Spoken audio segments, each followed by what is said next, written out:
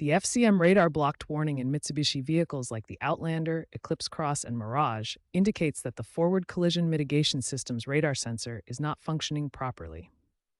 This system uses a radar sensor, typically mounted behind the front grille or bumper, to detect obstacles ahead and help prevent collisions through automatic braking or driver warnings.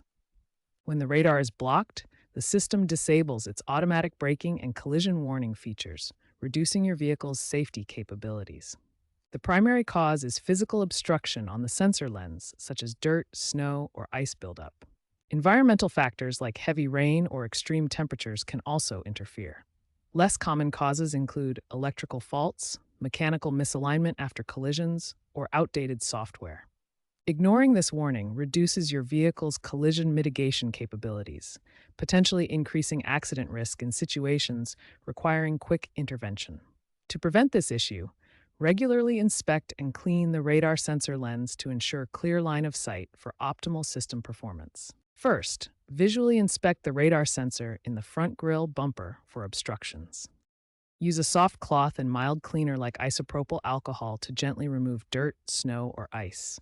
Ensure the area around the sensor is clear of debris. If the warning persists, check for visible damage to the bumper or grille that might misalign the sensor.